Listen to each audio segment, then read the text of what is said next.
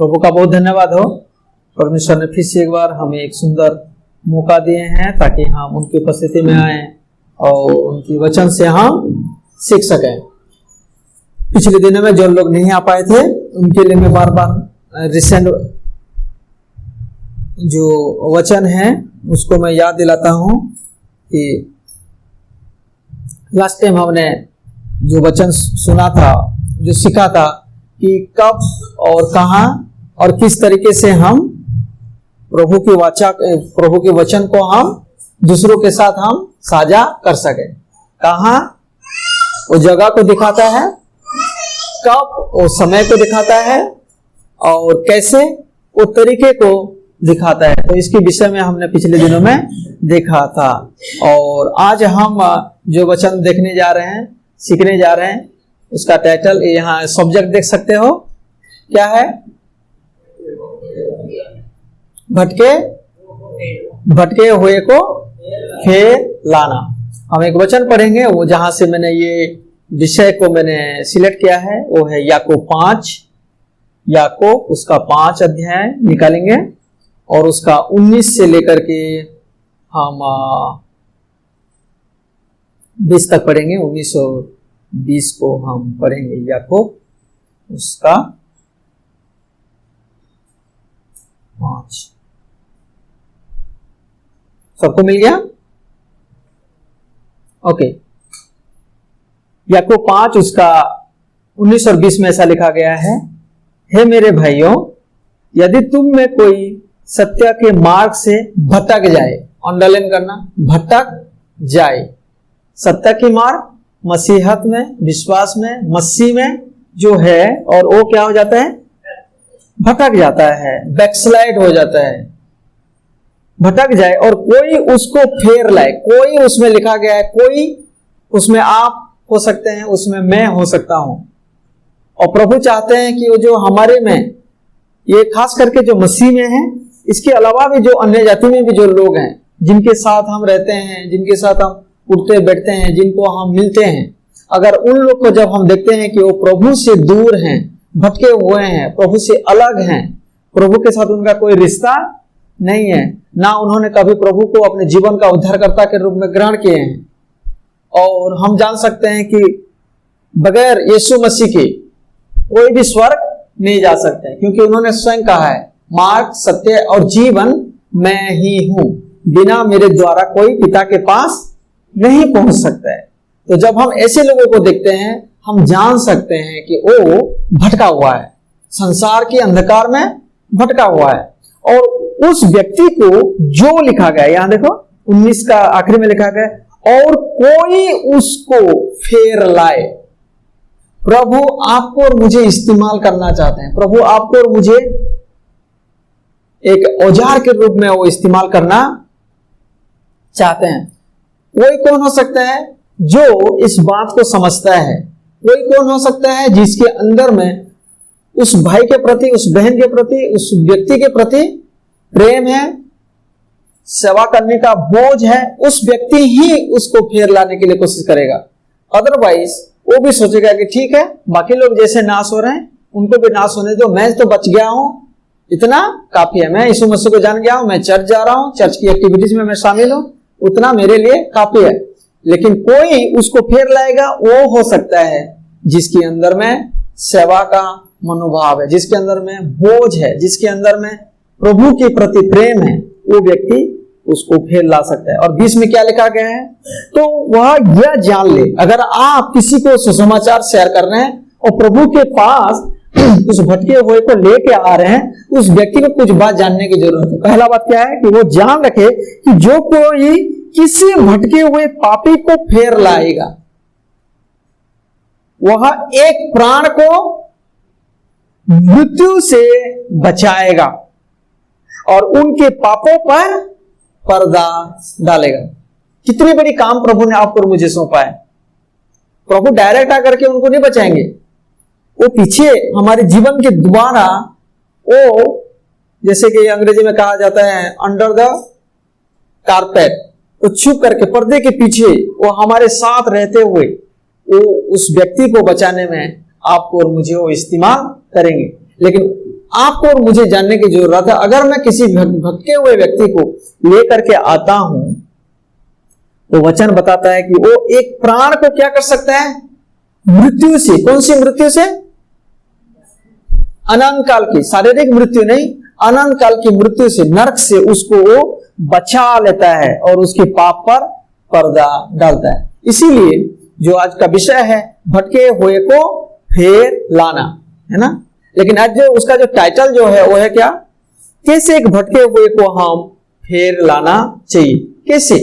प्रभु चाहते हैं कि भटके हुए को हम फेर लाएं, लेकिन हाउ, कैसे हम भटके हुए को फेर लाएं। इससे पहले कि भटके हुए को फेर लाएं, कुछ स्थिति को हम जानते हैं, कुछ लोगों की जो स्टेट है, जो उनका जो परिस्थिति है, उसको हम जानने की जरूरत है। जैसे रोमियो 3:23 में लिखा गया, सबने पाप किया है और परमेश्वर से उन लोग क्या हुए हैं?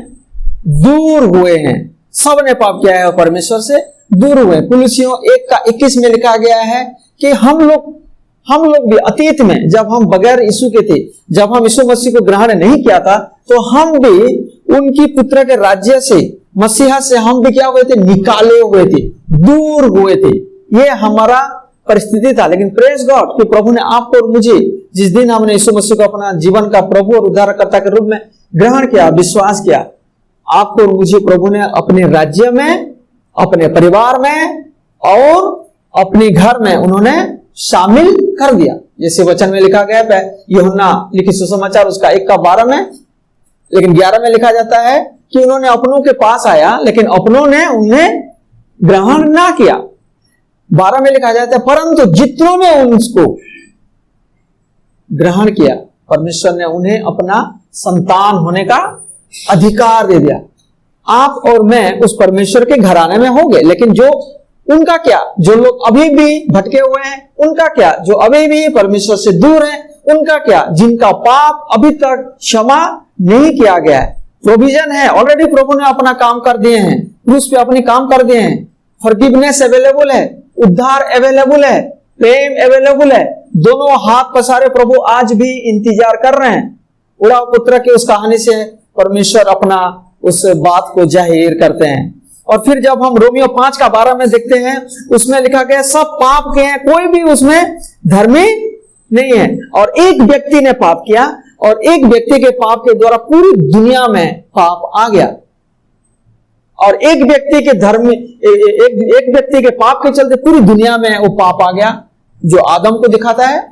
और एक व्यक्ति के द्वारा पूरी दुनिया में उद्धार आ गया, धार्मिकता आ गया, वो यीशु मसीह को दिखाता है। परमेश्वर का पहला पुत्र आदम और परमेश्वर का पुत्र यीशु मसीह, ये दोनों के बीच में ये बड़ी दरार है। ये चीज को हम जानना चाहिए। रोमियो 3:10 में लिखा गया है कि कोई भी व्यक्ति धर्मी नहीं है, कोई भी, not even one person, no one is righteous in sight of God. सब ने पाप किया है। तो ये ऐसे अगर मैं बताते चला जाऊंगा, कई सारे बाइबल आयत मनुष्य का दशा को और दिखाता है, उनका दशा को दिखाता है, उनका दिशा को भी दिखाता है, और उन लोग पर परमेश्वर दया दिखाते हैं। यीशु मसीह ने एक बड़ी भीड़ को देख करके तरस से भर गए थे, तरस से भर गए थे। क्यों? क्योंकि वो भटके हुए भेड़ की सदृश थे, जिनका कोई चरवाहा नहीं था। प्रभु चाहते हैं फ्रेंड्स कि आपको इस्तेमाल करें। प्रभु चाहते हैं मुझे इस्तेमाल करें कि आपके द्वारा, मेरे द्वारा किसी एक जन का, यहां लिखा गया ना, एक जन को भी अगर कोई भटके हुए को प्रभु के पास ले आता है, बहुत बड़ा वो काम करता है। और प्रभु की नजर में वो कैसा काम है? एक प्राण को अधोलोक से, प्राण को नरक कुंड से, अनंत काल की मृत्यु से उसका प्राण को बचा लेता है। कैसा लग रहा है? ये वचन मेरे लिए है या दूसरे के लिए है? आपके पास वो अधिकार प्रभु ने दिया है। किसी का जीवन आपके हाथ में है, किसी का नरक जाना नहीं जाना वो आपके और मेरे हाथ में है। यदि मैं जाकर के सुसमाचार न सुनाऊंगा, यदि मैं उसको नहीं सिखाऊंगा, नहीं लेकर के आऊंगा, वो नाश हो जाएगा। लेकिन प्रभु बताते हैं कि वो तो नाश हो जाएगा अपने पाप से, लेकिन उसका पाप का लेखा मैं तुझसे लूंगा। तो ये है जो बातें हम देखते हैं दुनिया के लोगों का परिस्थिति को। और इसीलिए वापस मैं आ जाता हूं याकूब 5:19 और 20 को, जब मैं दोबारा इसको रीड करूंगा, खास करके क्योंकि यही हमारा टेक्स्ट है, यही हमारा आज का मनन करने का अंश है। याकूब 5 का 19 और 20।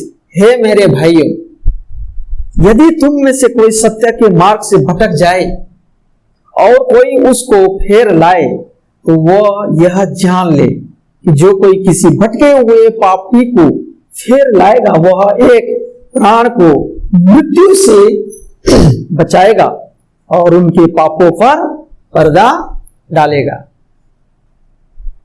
प्रभु ने आपको और मुझे इतनी बड़ी सेवा दे दी, इतनी बड़ी काम आपके और मेरे कंधे में दे दी।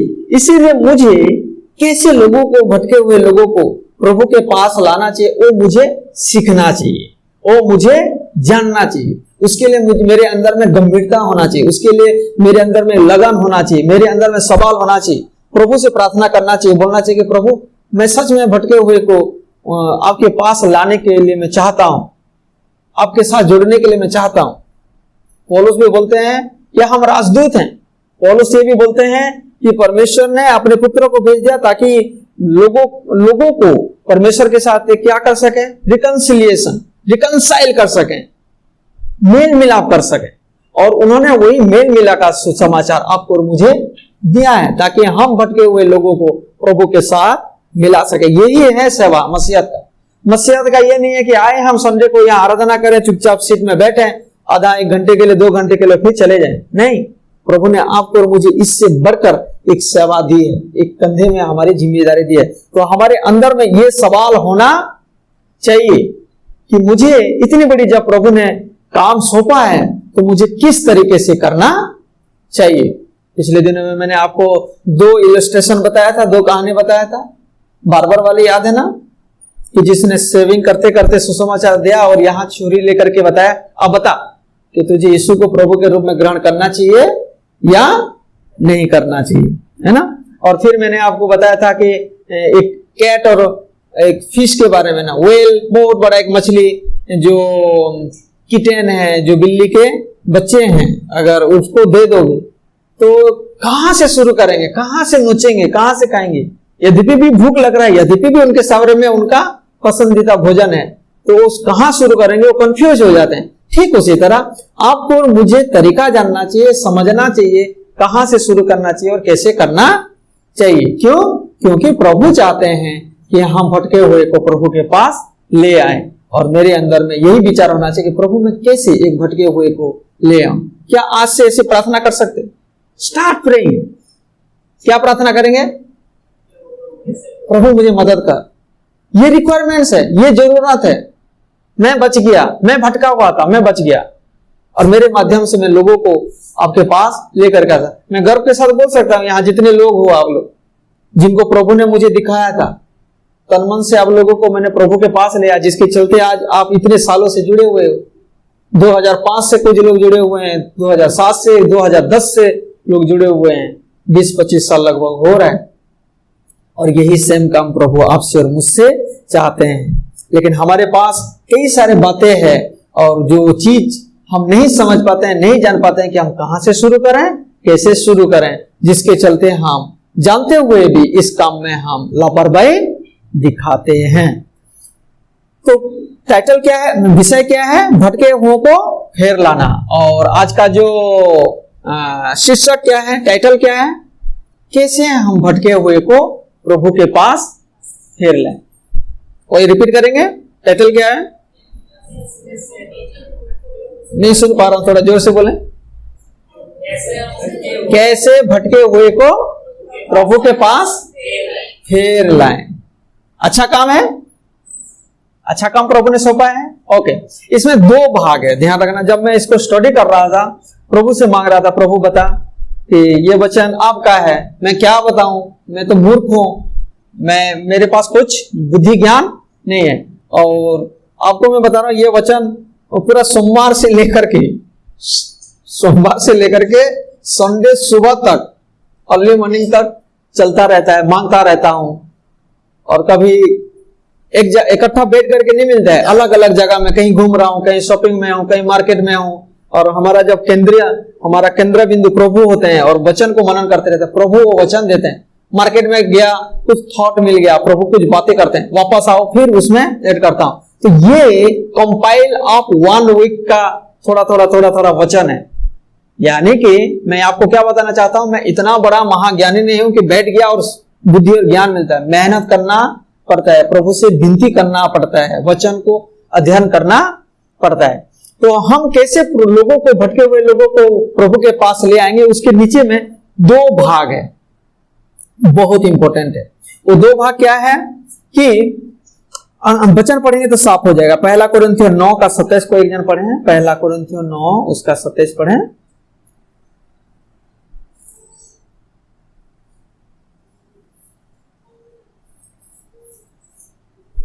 पौलुस क्या बोलते हैं कुरिन्थियों के लोगों को? परंतु मैं अपनी देह को मारता कूटता रस में लाता हूँ, ऐसा ना हो कि औरों को प्रचार करके मैं आपकी किसी रीति से निकलता है। तो पौलुस यहाँ क्या बताना चाहते हैं? औरों को प्रचार करते हुए, जो भटके हुए लोगों को प्रभु के पास जोड़ते हुए, मैं खुद क्या ना हो जाऊं, भटक ना जाऊं। दूसरों को स्वर्ग की ओर केंद्रित करते हुए, दूसरों को स्वर्ग की ओर लेते हुए मैं कहीं नरक की ओर ना चला जाऊं। दूसरे को काबिल बनाते हुए मैं कहीं खुद निकम्मा ना हो जाऊं। मैं आपको स्ट्रेट एक बात बताना चाहता हूं, इससे पहले कि हम भटके हुए को प्रभु के पास लेकर के आए, हम स्वयं को जांचें कि कहीं मैं खुद एक भटका हुआ तो नहीं हूं। क्योंकि एक भटका हुआ कभी भी दूसरे भटके हुए लोगों को नहीं ला सकते हैं। यीशु मसीह ने इसके विषय में कहा कि एक अंधा दूसरे अंधे को रास्ता नहीं दिखा सकता है। अगर दिखाने के लिए कोशिश करे तो दोनों खड्डे में गिर जाएंगे। इसीलिए फ्रेंड्स, मुझे अपने आप को जांचने की जरूरत है कि मुझे भी ध्यान देना है, मेरे जीवन को भी ध्यान देना है, और फिर जो प्रभु ने मुझे सेवा दी है उस सेवा को भी आगे लेना है। इसीलिए भटके हुओं को कैसे लेकर के आएंगे, उसके अंदर में 2 भाग है। पहला है सेल्फ एग्जामिन, हिंदी में क्या होगा उसको? स्वयं की सेल्फ इवैल्यूएट करने, मतलब स्वयं को मूल्यांकन करना, अपने आप को जांचना, अपने आप को परखना, यानी कि फूंक फूंक के कदम लेना। पौलुस अपने पत्री में बोलते हैं, हे कुरिन्थियों के लोग, जब मैं तुम्हारे पास रहा मैं कैसा डरता था, कांपते हुए, डरते हुए, रोते बिलखते हुए तुम्हारे साथ में जीवन जिया था। तो भटके हुए को प्रभु के पास ले आने का मतलब यह नहीं है कि खुद भटके हुए हो और फिर प्रभु को लेकर के आओगे। प्रभु तक वो बंदा भी नहीं पहुंच पाएगा, क्योंकि आप ही खुद, मैं ही खुद भटके हुए हैं। इसीलिए अपने आप को हम जांचें। कैसे जांचेंगे, उसके नीचे कुछ बातें हैं। तो ये पहला भाग है। पहला भाग है क्या कि अपने भटके हुओं को प्रभु के पास लाने से पहले मैं अपने आप को स्वयं मूल्यांकन करूं, अपने आप को मैं जांचूं। रोमियो 6 उसका 13 को एक जन पढ़े, रोमी 6 का 13 पढ़ो। रोमी 6 उसका 13। ओके, इसी दौरान जब हम वचन को पढ़ते हैं, अगर मुझे पहला मिल गया मैं पढ़ूंगा, आपको अगर मिल गया तो आप भी तुरंत पढ़ना, किसी के इंतजार ना करें। 6 का 13 पढ़िए कोई एक जन।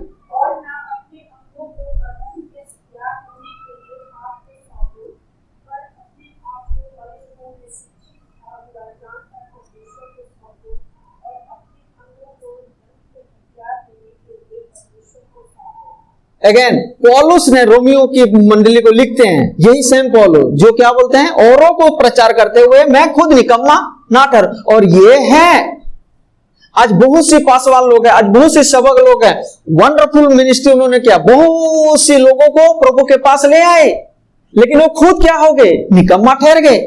मत्ती 7 का 21 और 22 को जब हम पढ़ते हैं, उसमें क्या लिखा गया है, उस दिन बहुत तेरे आएंगे और मुझे बोलेंगे, हे प्रभु, क्या हमने तेरे नाम से दुष्टात्मा को नहीं भगाया? क्या हम तेरे नाम से भविष्यवाणी ना की? क्या हम तेरे नाम से चिन्ह और चमत्कार ना किया? और यीशु मसीह बोलते हैं, हे कुकर्म करने वाले, मुझसे दूर हो जाओ, क्योंकि मैं तुमको जानता नहीं हूं। उन्होंने जीवन काल में बहुत वंडरफुल काम किए, भविष्यवाणी काम किए, चिन्ह चमत्कार, छुटकारा, दुष्टात्मा भाग गए, बहुत बड़ी बड़ी काम उन्होंने किया। तो फायदा किसको हुआ? उन भटके हुए लोगों को। उन लोगों का तो छुटकारा हो गया, उन लोगों का तो जीवन बदल गया, लेकिन इनका रिश्ता प्रभु के साथ ना रहा। ये खुद क्या हो गए, दूसरे को दूसरों को लायक बनाते हुए वो खुद नालायक बन गई। फ्रेंड्स, मैं आपको उत्साहित करना चाहता हूं, सेवा करते हुए हम अपने आप को भी, आप अंदाजा लगा सकते हो, यहूदा इस्करियत, वो यहूदा इस्करियत को भी प्रभु ने पवित्र आत्मा में भरे थे। उस यहूदा इस्करियत को प्रभु ने अधिकार दिया था, वचन लेकर के कई लोगों को प्रभु के पास लेकर के आया होगा। जब चेले लोग गए और चिन्ह चमत्कार करने लगे, उसके द्वारा भी चिन्ह और चमत्कार हुआ, लेकिन अंत में क्या हुआ? वो निकम्मा ठहरा।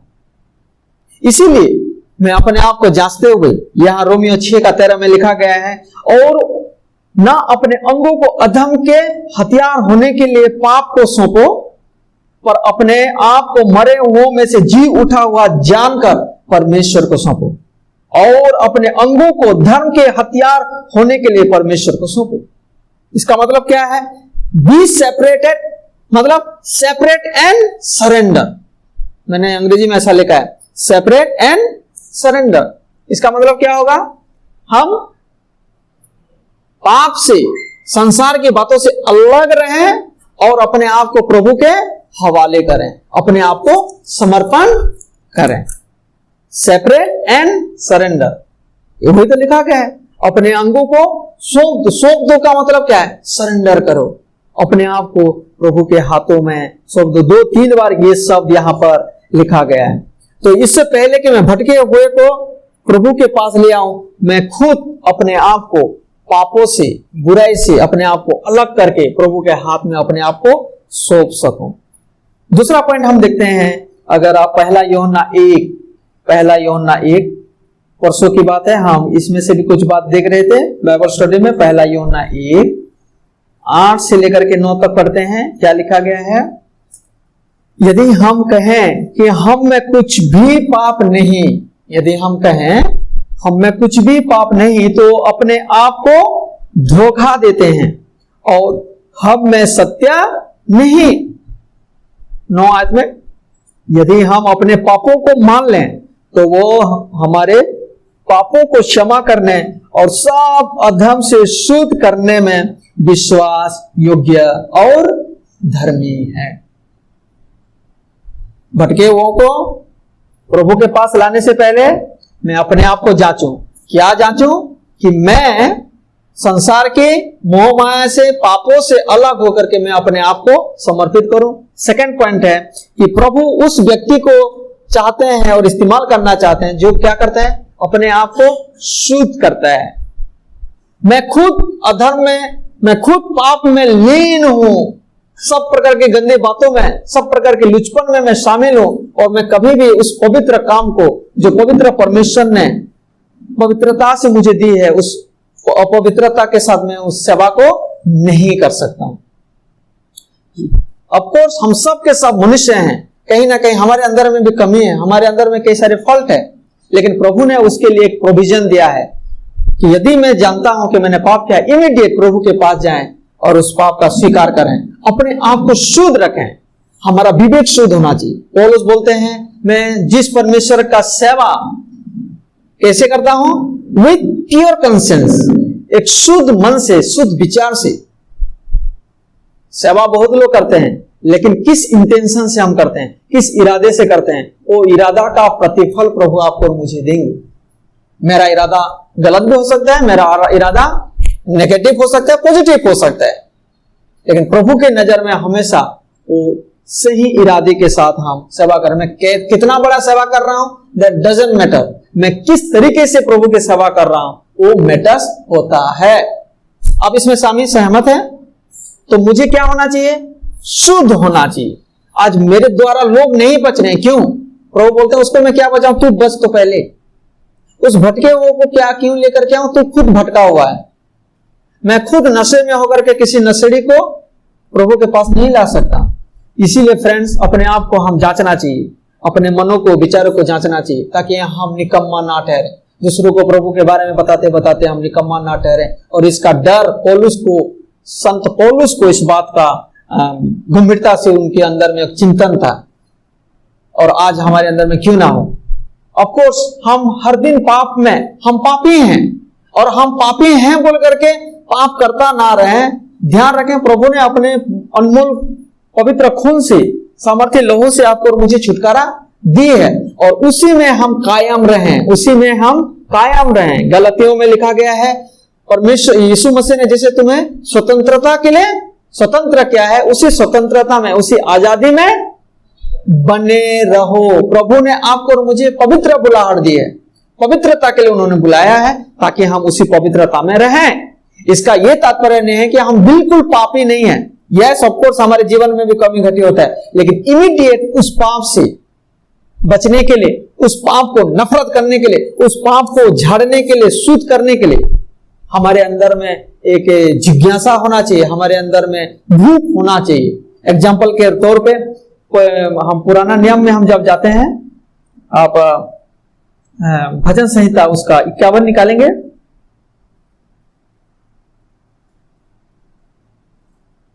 और ये घटना क्या है? घटना यह है कि दाऊद और बेतशेबा के विषय में हम सब जानते हैं कि कैसा उसने गलत काम किया था और जिसके चलते पूरा परिवार में, पूरे राज्य में तहलका मच गया था। और प्रभु ने उसके चलते पूरी उनको माफ तो कर दे, लेकिन उसका जो परिणाम है जिंदगी भर उसको भुगतना पड़ा था।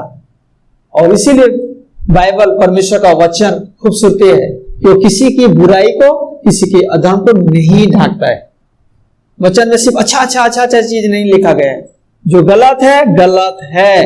चाहे दाऊद परमेश्वर का अपना मन का था, है ना, a man after God's own heart बोलते हैं, एक व्यक्ति जो परमेश्वर की मर्जी के मुताबिक जीता था। और प्रभु ने ये टाइटल दिया, लेकिन फिर भी उसकी गलती पर प्रभु ने पर्दा नहीं डाला था।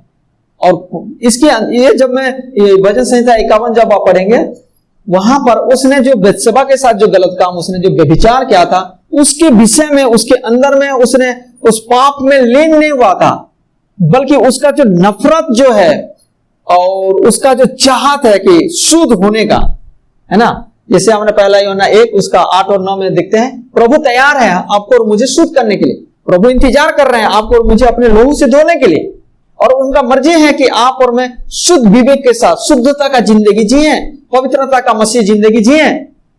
रही बात कि आप और मैं कितना उनके पास आते हैं, कितना तड़पते हैं, कितने प्रार्थना करते हैं, कितने उस पाप को अंगीकार करते हैं।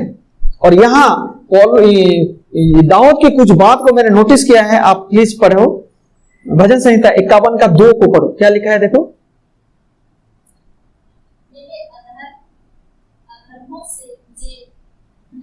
ओके, भजन संहिता 51 का 2 में लिखा है, मुझे भली भांति, देख रहे हो शब्दों का, मुझे भली भांति धोकर मेरा अधर्म क्या कर, दूर कर। ये कितनी बड़ी प्रार्थना है।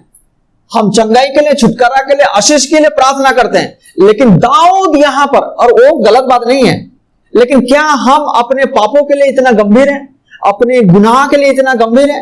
क्या हमने कभी ऐसे रोते हुए, बिलखते हुए प्रभु के सामने में घुटने में आकर के बोले, प्लीज लॉर्ड मैंने जो चुगली किया, प्लीज लॉर्ड मैंने जो पाप किया, मैंने जो व्यभिचार किया, चाहे वो सोचने के द्वारा, देखने के द्वारा, बहुत गंदा लग रहा, आई हेट।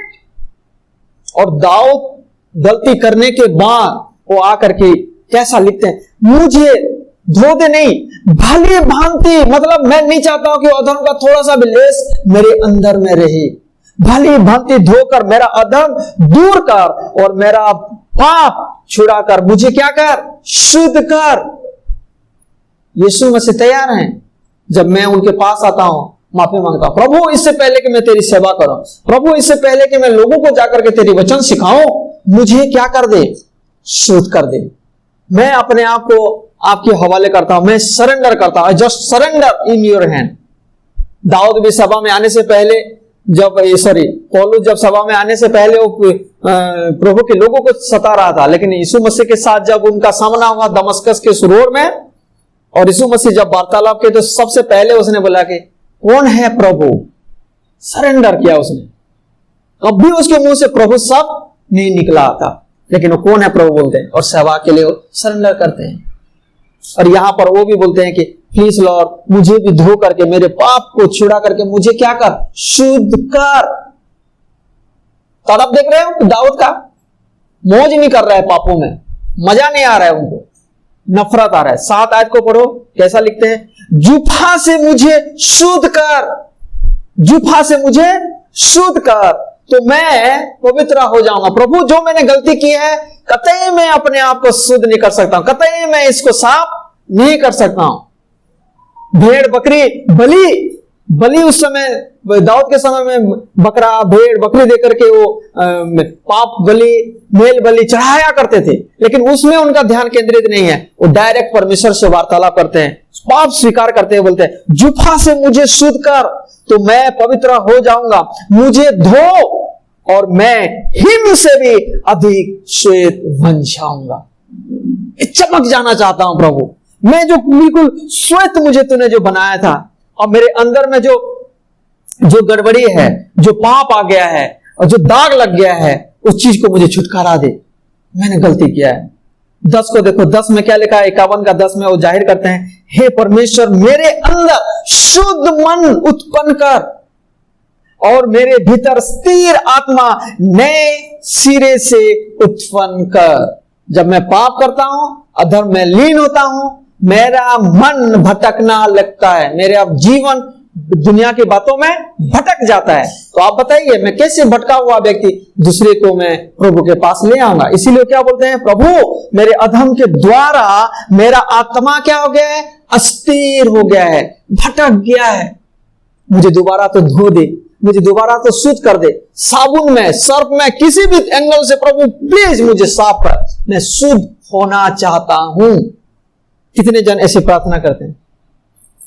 क्या आज हमारा प्रार्थना ऐसा है? अगर मेरा ऐसा शुरुआत हो गया, then God will see you and me और बोलेंगे वाह, तूने पहला स्टेप पार किया बेटा, अब मैं तुझे इस्तेमाल करूंगा। क्योंकि वो पवित्र परमेश्वर हैं और पवित्रता का व्यक्ति, पवित्रता के द्वारा वो अपने कार्य को आगे लेना चाहते हैं। और 13 में क्या लिखा गया? 13 में देखो, तब मैं अपराधियों को, पहला क्या है? मुझे शुद्ध कर, मुझे पवित्र कर, मुझे धो दे, मुझे स्थिर कर। तब मैं अपराधियों को, अपराधी हमारे कॉन्टेक्स्ट के मुताबिक भटके हुओं को, तब मैं अपराधियों को तेरा मार्ग सिखाऊंगा और पापी, जोर से बोलो, और पापी।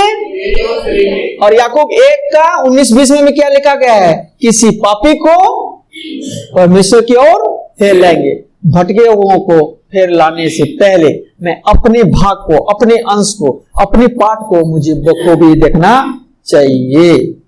2 तिमोथी की ओर आएंगे, वापस आएंगे नया नियम में। 2 तिमोथी 2 का 20 पढ़ेंगे। 2 तिमोथी निकालें, 2 का 20 और 21 में लिखा गया, बड़े घर में न केवल सोने चांदी ही के, पर काठ और मिट्टी के बर्तन भी होते हैं।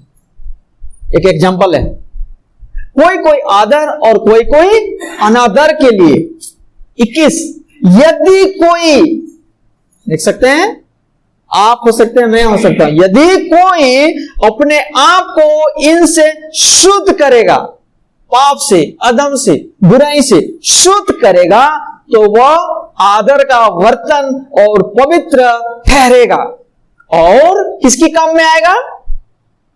स्वामी के काम आएगा और हर भले काम के लिए तैयार होगा। काम करने से पहले, प्रभु के हाथ में इस्तेमाल होने से पहले मुझे शुद्ध होना है। दूसरी बात, पहला बात है मुझे सरेंडर करना है, समर्पण करना है, अलग होना है। तीसरा चीज हम देखते हैं, तीसरा पॉइंट क्या है? प्रेरितों के काम 1 का 8 पढ़ेंगे। प्रेरितों के काम 1 का 8 में, प्रेरितों के काम उसका 1 और 8 में लिखा गया है, परंतु जब पवित्र आत्मा तुम पर आएगा तब तुम सामर्थ पाओगे और यरूशलेम और सारे यहूदिया और सामरिया में और पृथ्वी की छोर तक मेरे गवाह होंगे। तो तीसरा पॉइंट क्या होगा कि मुझे पवित्र आत्मा में परिपूर्ण होना है और पवित्र आत्मा का सहायता लेना है, भरोसा करना है, रिलाय होना है, उन पर आश्रित होना है, उन पर निर्भर करना है। इससे पहले कि मैं भटके हुओं को प्रभु के पास ले आऊं, मुझे पवित्र आत्मा में परिपूर्ण होना है पवित्र आत्मा की सामर्थ्य में, और पवित्र आत्मा पर मुझे निर्भर होना है। अगर प्रेरितों के काम 4:8 में देखेंगे, देखो क्या लिखा गया, तब पतरस ने पवित्र आत्मा से परिपूर्ण होकर उनसे कहा। बाकी पढ़ लेना। इसने प्रचार करने लगा, सिखाने लगा। पवित्र आत्मा से पतरस भी परिपूर्ण हुए थे। इससे पहले कि प्रभु चाहते हैं कि आप और मैं पवित्र आत्मा में परिपूर्ण हो जाएं और सभा के काम करें, स्वयं उनके जीवन में भी हम देख सकते हैं। लूका निकालेंगे, लूका 4 अध्याय निकालेंगे। लूका 4 उसका 17 और 18 को पढ़ते हैं। क्या लिखा गया है, वो खड़े होकर के उनको जब एक आराधनालय में मौका मिला, अक्सर वो जाया करते थे आराधनालय में, और जब आराधनालय में बैठे जब थे तो उनको एक स्क्रॉल दिया गया जो यशायाह भविष्यवाणी की पुस्तक में से कुछ पाठ पढ़ने का उनको मौका मिला। आपको भी कभी कभी मिलता है यहाँ पढ़ने के लिए, ठीक है, ओके। तो उसमें क्या लिखा गया है, 4:17 में, यशायाह भविष्यद्वक्ता की पुस्तक उसे दी गई और उसने पुस्तक खोलकर वह जगह निकाली। देख रहे हो, ढूंढा उन्होंने। आप और मैं बाइबल पढ़ते समय कैसे पढ़ते हैं, आंख बंद करो, प्रभु जो आज देना चाहते हो दे दो, खोलो पढ़ो, ऐसा होना है। क्या लिखा गया है, पुस्तक जब उनको दी गई और उसने पुस्तक खोलकर वो जगह निकाली, वो पोर्शन निकाला, वो अंश को निकाला, वो जगह जहां यहां लिखा था। देख सकते हो, यीशु मसीह भी ऐसे खोला और पढ़ा, ऐसा नहीं, ढूंढ ढूंढ के।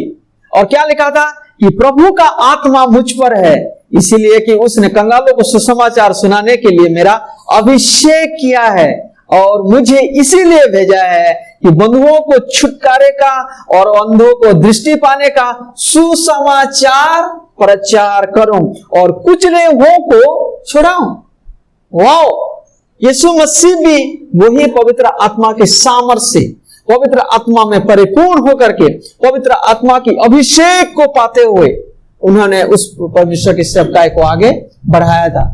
इससे पहले कि मैं किसी भटके हुए को प्रभु के पास लेकर के आऊं, मुझे भी पवित्र आत्मा में परिपूर्ण होने की जरूरत है, पवित्र आत्मा मांगने की जरूरत है, पवित्र आत्मा की अगुवाई की जरूरत है, पवित्र आत्मा पर भरोसा करने की जरूरत है। आज बहुत बार लोग प्रचार करो बोलने से सीधा इंटरनेट की भरोसा में चले जाते हैं, गूगल की भरोसा में चले जाते हैं।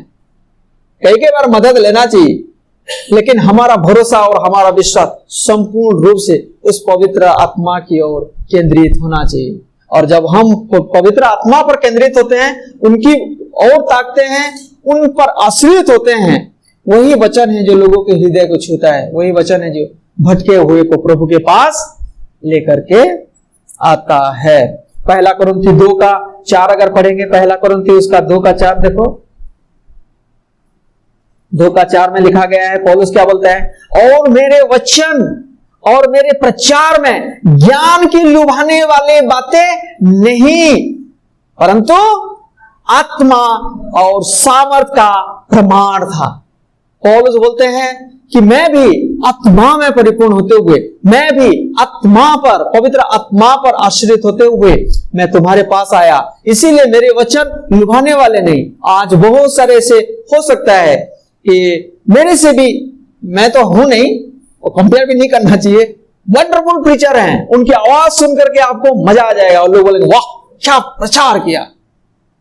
और अंत के दिन में बहुत से लोग हैं जो कान की खुजली के लिए अपने लिए बहुत सारे उपदेशक खोज लाएंगे। और पौलुस बोलते हैं, यद्यपि भी मैं वक्तव्य में भद्दा हूं, वक्तव्य में मैं स्पीच में मैं भद्दा हूं, खुद स्वीकार करते हैं। लेकिन यहां क्या बोलते हैं, मेरा बात ज्ञान बुद्धि लुभाने वाली बातें नहीं था, परंतु क्या था, आत्मा और सामर्थ था।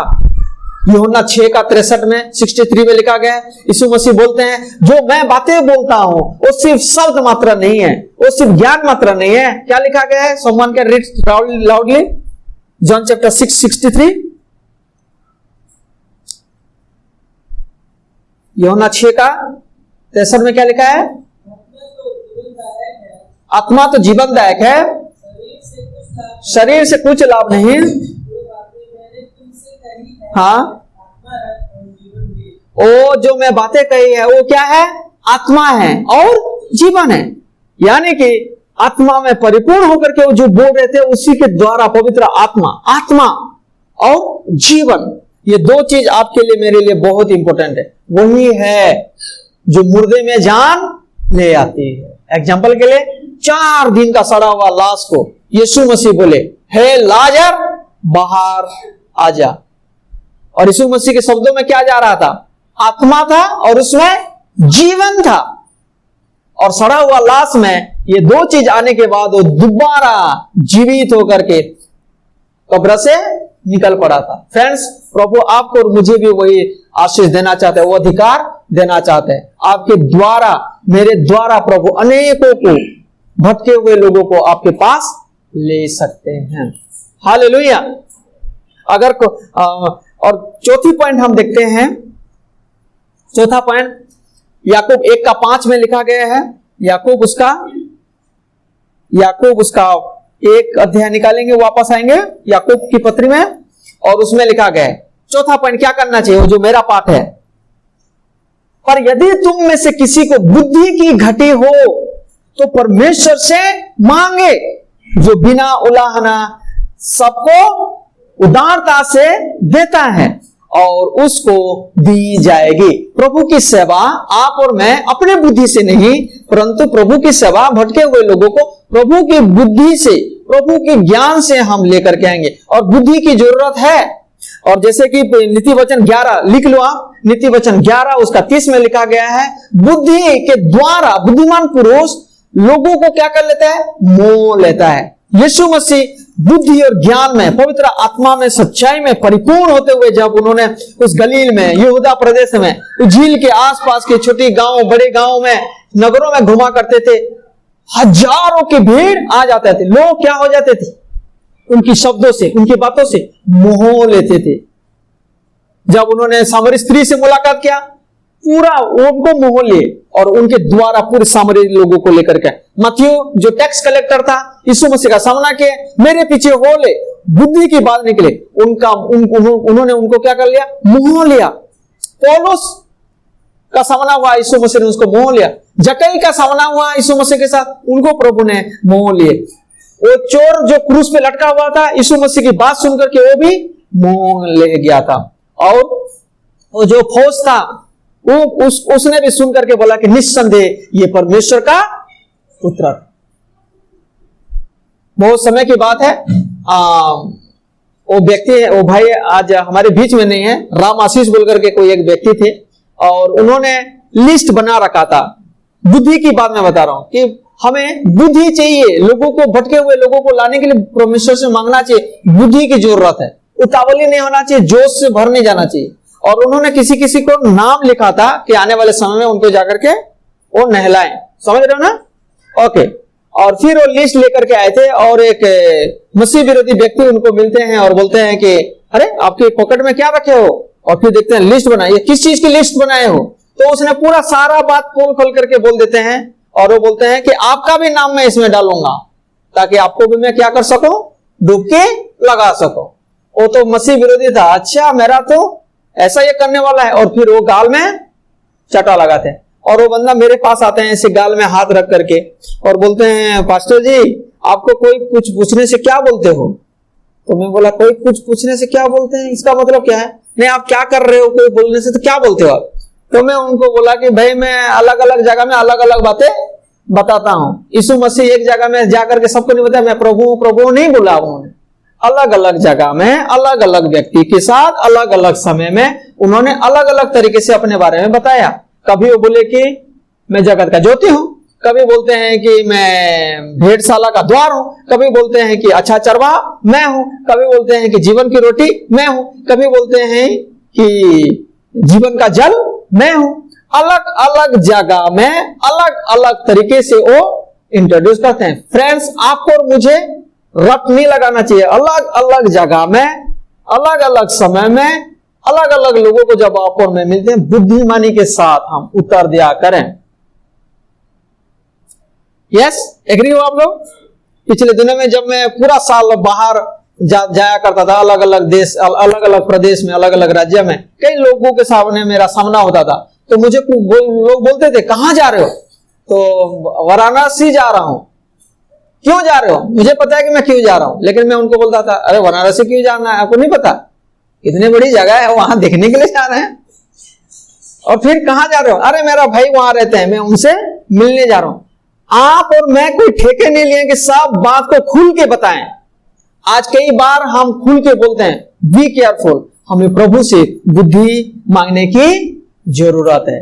तो अपने आप को जांचने का क्या क्या है? सबसे पहला हमें समर्पण होना है, अलग होना है। दूसरा है शुद्ध होना है। तीसरा है पवित्र आत्मा से भरना है। और चौथा है बुद्धि मांगने की जरूरत है। और सेकंड पार्ट क्या है, जो पिछले दिनों में मैंने बताया था, ज्यादा मुझे एक्सप्लेन करने की जरूरत नहीं है। पहला क्या है, आप अपना गवाही, अपना अनुभव लोगों के साथ साझा करें। तुरंत जाकर के हम वचन खोल के लोगों को ना बताएं। यीशु मसीह ने जी पिछले दिनों में जो मैंने सिखाया था, जो सीरीज है, उसमें उन्होंने जाकर के क्या बताया, जा तेरे साथ जो परमेश्वर ने बड़ा काम किया है उस काम को क्या करना, लोगों को बताना। वो बताने वाले जो बातें हैं वो सेकेंडरी है, ये जो बातें हैं ये प्राइमरी है। अगर मेरा जीवन प्रभु के साथ अच्छा है, मेरा रिश्ता अगर प्रभु के साथ कायम है, सही है, तो लोगों को प्रभु आपके द्वारा, मेरे द्वारा ला सकते हैं। और फिर अनुभव को शेयर करें, अपना टेस्टिमनी को शेयर करें। और फिर वचन में से तुरंत किसी व्यक्ति को अगर आप और मैं मिल जाते हैं तो हम सीधा उत्पत्ति से लेकर के प्रकाशित तक पूरा 66 किताब बता देते हैं। कई बार पास्टर लोगों को मैं ट्रेनिंग देते समय वो बोलते हैं, पास्टर मैं मौका नहीं छोड़ता हूं, जाओ कोई बंदा आता है 2 घंटा बैठा लेता हूं और उत्पत्ति से लेकर के प्रकाशित तक बताता हूं। पता नहीं उस बंदा कभी मिलेगा भी या नहीं, लेकिन मैं बताना चाहता हूं उसी दौरान ना वो सोचता होगा, एक बार छोड़ दे पादरी साहब, दोबारा कभी मैं नहीं आऊंगा। एक बंदा को अगर 1-2 घंटा अगर अनुभव दें, अपना टेस्टिमनी शेयर करें और धीरे धीरे वचन की ओर उनको केंद्रित करें, स्टेप बाय स्टेप। अगर आपने ऐसे व्यक्ति को मिला है तो, अगर नहीं मिला है तो दोबारा सेल्फ इवैल्यूएट करते रहें कि प्रभु प्लीज मुझे मदद कर, और प्रार्थना करें। तो फिर क्या करेंगे, स्टेप बाय स्टेप। सबसे पहला ये बताएं कि आपको उद्धार की जरूरत है। कैसे उद्धार की जरूरत है? रोमियो 3:23 में लिखा गया है, सुबोपदेशक 7:20 में लिखा गया है, और रोमियो 6:23 में लिखा गया है कि सब ने पाप किया है और परमेश्वर से दूर हैं। इक्लेसियास्टिक 7:20 में लिखा गया है, कोई भी धर्मी नहीं है परमेश्वर की नजर में, सब बिगड़े हुए हैं, सब अधर्मी हैं। और रोमियो 6:23 में लिखा गया है, सब ने पाप किया है और पाप का मजदूरी मृत्यु है। तो पहला स्टेप हम उनको ये बताएं कि भाई आपको उद्धार की जरूरत है। सेकंड स्टेप हम उनको क्या बताना चाहिए कि आप अपने आप को बचा नहीं सकते हो।